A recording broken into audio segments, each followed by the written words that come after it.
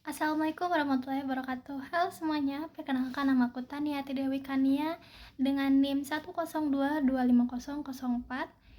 Aku dari kelas C125 dan berasal dari prodi S1 Akuntansi dan Universitas Teknologi Digital. Di sini aku ingin menjelaskan mengenai komunikasi digital. Apa itu komunikasi digital? Berdasarkan hasil pencarian yang sudah saya lihat dan sudah saya cari, jadi komunikasi digital itu adalah proses penyampaian informasi atau pesan melalui media digital seperti internet, media sosial, aplikasi pesan, dan platform online lainnya. Nah, komunikasi digital ini itu melibatkan teknologi untuk berinteraksi seperti handphone, laptop, lalu ada tablet, dan lainnya. Sebenarnya, komunikasi digital ini sama saja seperti komunikasi pada umumnya, yaitu berinteraksi. Hanya saja, seperti tadi, metodenya yang berbeda. Nah, komunikasi digital ini memiliki beberapa elemen di dalamnya. Yang pertama itu ada pengirim atau sender, merupakan individu atau organisasi yang membuat dan mengirim pesan. Contohnya tuh seperti kita mengirim pesan itu disebut sebagai sender atau pengirim. Lalu yang kedua itu ada pesan atau message, yaitu informasi atau konten yang ingin disampaikan. Kita ingin memberi pesan apa dan ingin membuat konten apa itu. Lalu yang ketiga itu ada media atau channel. Nah, media atau channel ini itu merupakan platform atau alat yang digunakan untuk mengirim pesan. Dapat berupa email, media sosial, maupun aplikasi pesan. Aplikasi pesan ini contohnya seperti WhatsApp, Telegram, Messenger, dan lain-lainnya.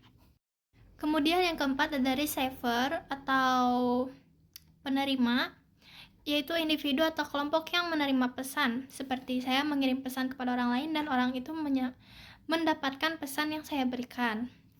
Lalu yang kelima ada umpan balik atau feedback, yaitu respon dari si penerima pesan itu. Kemudian terakhir ada konteks, yaitu situasi atau lingkungan di mana komunikasi terjadi yang dapat mempengaruhi interpretasi pesan. Kemudian ada jenis-jenis komunikasi digital. Yang pertama adalah komunikasi sinkron, yaitu terjadi secara real time atau setiap hari seperti obrolan video, telepon, dan berbagi pesan atau chattingan. Lalu setelah itu ada komunikasi asinkron, yaitu komunikasi yang tidak terjadi secara real time atau secara terus-menerus. Nah, komunikasi asinkron ini seperti kita menerima pesan email. Pesan email itu biasanya ya, pesan email itu tidak didapatkan secara terus-menerus. Lalu, adapun kelebihan dari komunikasi digital. Yang pertama itu yaitu efisiensi. Nah, pesan dapat dikirim dengan cepat dan mudah kepada banyak orang sekaligus. Itu merupakan kelebihan utama. Kemudian ada aksesibilitasnya, jadi aksesnya tuh luas gitu ya, bisa diakses di mana aja, bisa dikirim di mana saja.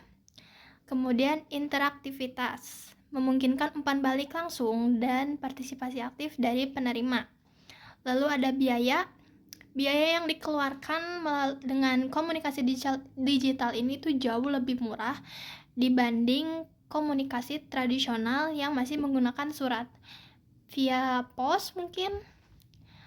Terakhir ada fleksibilitas. Jadi, berbagai format konten dapat digunakan seperti teks, gambar, video, dan audio. Seperti yang kita ketahui, jika ada kelebihan maka sudah pasti ada kekurangan. Nah, berikut beberapa kekurangan dari komunikasi digital. Kekurangan yang pertama yaitu keamanan. Kenapa? Karena resiko peretasannya tuh sangat tinggi, guys. Nah, mulai dari pencurian data dan penyebaran informasi yang palsu atau berita hoax itu sering banget terjadi. Lalu kekurangan yang kedua yaitu ada ketergantungan teknologi. Di era komunikasi digital ini banyak sekali orang yang mulai ketergantungan, terutama dengan internet. Nah, itu sudah termasuk ketergantungan ya. Kemudian yang ketiga itu ada kurangnya sentuhan personal, sulit membangun hubungan emosional yang mendalam, begitu.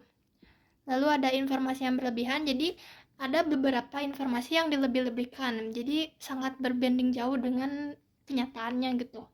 Dan terakhir yaitu gangguan atau notifikasi dan distraksi dari berbagai aplikasi dapat mengganggu fokus.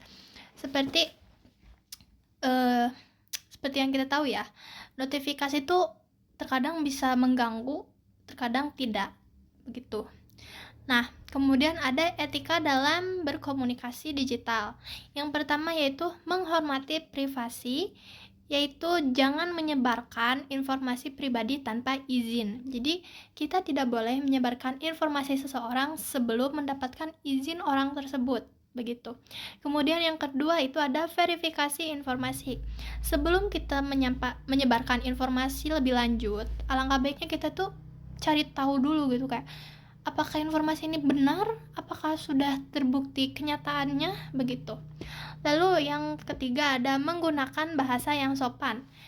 Nah, ini sangat dibutuhkan ya. Ini tuh wah, benar. Contohnya, ada seorang mahasiswa yang mengechat ke dosennya itu dengan kalimat P, bukan assalamualaikum, begitu. Lalu ada yang keempat, menghargai hak cipta. Hargai hak cipta ini tuh banyak banget, apalagi di era digital sekarang tuh banyak sekali yang namanya plagiatisme gitu ya namanya tuh. Pokoknya semacam tindakan mengcopy hasil kerja keras orang lain, begitu. Kemudian yang terakhir adalah berpikir sebelum berbagi. Jadi sebelum kita menyebarkan informasi, alangkah baiknya kita tuh pikirkan dulu kayak apakah ini baik untuk disebar ataukah tidak, begitu. Kemudian ada tips efektif dalam berkomunikasi digital. Yang pertama itu adalah kenali audiens. Sebelum kita menyebarkan info, kita tuh harus mengenali dulu kira-kira audiens kita tuh tipenya seperti apa. Sesuaikanlah gaya komunikasi dengan penerima pesan. Contohnya seperti Gen Z dengan Gen Z gitu kan, apalagi kan dosen sekarang tuh banyak yang bisa menyesuaikan gitu ya, atau ada beberapa orang yang bisa menyesuaikan dengan si audiens yang akan dia sampaikan pesannya gitu. Kemudian yang kedua ada menggunakan bahasa yang jelas. Nah, usahakan dalam mengirim pesan itu tidak boleh menggunakan bahasa yang tidak baku atau bertele-tele. Itu sangat tidak boleh. Kemudian yang ketiga adalah memperhatikan tata bahasa. Nah, salah sedikit saja itu bisa menyinggung, guys. Kemudian, menyertakan visual. Gunakan gambar atau video untuk memperjelaskan pesan. Lalu, terakhir adalah berikan respon yang cepat. Jika seseorang bertanya, sebisa mungkin jika kita memiliki waktu yang senggang itu berilah mereka respon yang cepat, jangan sampai mereka menunggu, begitu. Nah, adapun beberapa contoh penerapan komunikasi digital. Yang pertama itu ada pemasaran tuh sangat sering sekali terjadi ya, contohnya marketing seperti online shop dan lain-lainnya. Kemudian ada pendidikan seperti mengadakan kelas online ataupun webinar. Lalu ketiga ada bisnis. Ini juga sama seperti tadi pemasaran, tapi bisnis tuh lebih ke dia memasarkan dagang usahanya sendiri. Lalu ada sosial, yaitu berinteraksi dengan teman dan keluarga melalui media sosial. Nah, untuk yang terakhir ini itu sangat benar-benar terasakan gitu kan. Seperti contohnya seorang perantau, dia butuh berkabar dengan keluarganya di rumah di lemburnya gitu. Nah, karena komunikasi digital ini itu sangat membantu. Mungkin sekian beberapa informasi beberapa materi atau sedikit pemahaman mengenai komunikasi digital yang bisa saya sampaikan. Terima kasih sudah menonton dan menyimak dengan baik. Bye bye. Wassalamualaikum warahmatullahi wabarakatuh.